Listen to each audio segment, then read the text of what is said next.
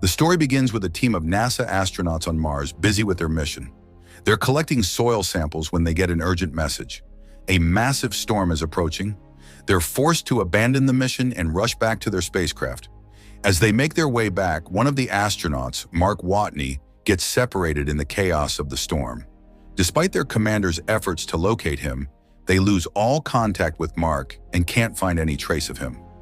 Believing he didn't survive, the crew reluctantly boards their craft and leaves Mars. However, as the storm settles, we see that Mark Watney is actually still alive. He's injured. One of the rods from his equipment has pierced his stomach, causing him a lot of pain. Somehow he manages to get up and make his way back to the shelter they'd set up on Mars. Once inside, he painfully removes the rod from his body. Mark soon realizes he's completely alone, with no way to contact NASA. The storm destroyed all the communication equipment. And the worst part was, his fellow crew members think he's gone, and the next scheduled mission to Mars won't arrive for another 4 years. To survive, Mark would need to hold out until then, but he doesn't have enough food to last that long. So he decides to take matters into his own hands. He's going to try farming on Mars. He finds some potatoes and figures he'll grow them to sustain himself. But he quickly realizes he'll need water to make the soil fertile. And Mars doesn't exactly have a water supply. Thankfully, Mark knows how to create water using hydrogen and oxygen. By mixing them and igniting the combination, he can produce water droplets. The first time he tries, though, he gets a huge explosion. He hadn't accounted for the extra oxygen from his breath. Adjusting his calculations, he tries again. And this time it works. Tiny droplets of water start to form, and Mark begins his makeshift farm on Mars. Mark carefully follows his plan, producing just enough water to keep his soil fertile. After a few days, the first plant sprouts, and he's thrilled to see a bit of life growing on Mars. Meanwhile, back on Earth, the news has spread that Watney is presumed dead, and NASA even holds a funeral for him. But the very next day, one of the satellite operators monitoring Mars notices something strange. Some equipment appears to have been moved. She quickly informs her supervisors, and they realize Mark might still be alive. However, their excitement is dampened by a harsh reality. Even if they prepare a rescue, it would take many months to reach him, and there's a serious risk he could starve before then. NASA calculates that he's already been on Mars for around 70 days, and they know the next planned mission won't arrive for another 4 years, and it'll be landing about 3,000 kilometers from his current location. If Mark wants to survive, he'll need to make the trek to that landing site, which could take him 50 days, traveling a maximum of 35 kilometers per day due to the need to recharge his rover's solar panels. Back on Earth, NASA begins working on a plan to send supplies, but it'll take 3 months to get everything ready, and the journey itself will take about 9 months. It means that'll take 1 year. In the meantime, Mark has been growing potatoes on Mars for 48 days and now has around 400 plants, more than he expected. He's even started harvesting both large and small potatoes. To fertilize his crops, he's been using his own waste, but he knows that no matter how many potatoes he harvests, he won't survive without contacting NASA. Desperate, Mark remembers an old piece of equipment left on Mars back in 1997, a Pathfinder probe that lost contact years ago. He decides to go find it, hoping it might still be able to communicate with Earth. NASA, watching his movements via satellite, realizes he's heading toward the Pathfinder's location. The system is outdated and can only send back photos, but it's a lifeline. When Mark reaches it, he sets up 3 boards in front of its camera, hoping to re-establish some form of contact. Mark sets up 3 boards in front of the Pathfinder camera. The middle board reads, "Are you getting my signal?" The left board says, "Yes," and the right one says, "No." NASA then shifts the Pathfinder camera to point at yes, confirming they're receiving his message. Realizing NASA is watching, Mark is overjoyed. From there, he and NASA begin communicating using coded messages, and NASA finally has a way to talk to him. Through these messages, Mark learns that NASA hasn't told his former crew he's alive yet. His team is still en route back to Earth, unaware he survived. NASA eventually breaks the news to them, bringing a mix of happiness and regret. They're thrilled he's alive, but saddened they had to leave him behind, knowing they can't do anything to help right now. Just as things seem to be looking up, disaster strikes.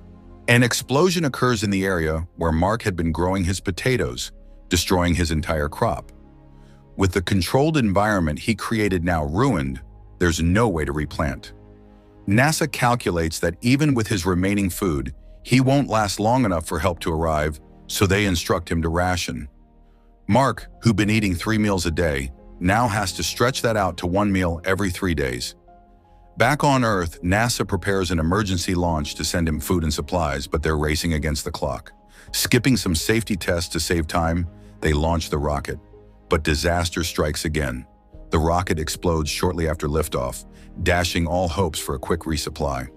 When Mark hears about the failed launch, he's devastated. In a message to NASA, he says, "Please pass this on to my parents. I won't give up, but we need to be prepared for every outcome. Tell them I love my work and I'm good at it. If I don't make it, there's a purpose behind my death that's bigger than me. Let them know I'm not afraid. I've faced every challenge thrown at me." Just when all hope seems lost, China steps in to help. They have a rocket ready for space travel, and in 28 days, NASA and China prepare to work together for a new plan to save Mark. Now there's a young guy named Rich who works at Astrodynamics.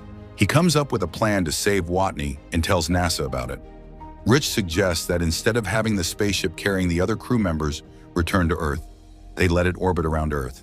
When it's nearby, NASA could send supplies up to the spacecraft, then use a gravity assist, a slingshot, to propel it back towards Mars.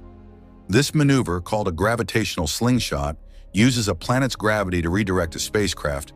According to Rich's plan, the crew would reach Mars without landing, as landing would use up all their fuel and leave them stranded. Instead, they'd pick Watney up using a small ascent vehicle already on Mars. Watney would launch himself into Mars's orbit, where the crew could catch him. NASA, however, hesitates. They don't want to put 5 astronauts' lives at risk to save one, especially with such a low chance of success.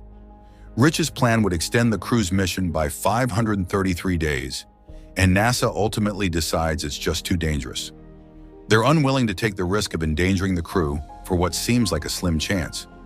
Meanwhile, on Mars, Watney keeps working on the tasks he originally came to complete, preparing for the incoming storm. Rich, still determined to save Watney, manages to relay his plan to the crew.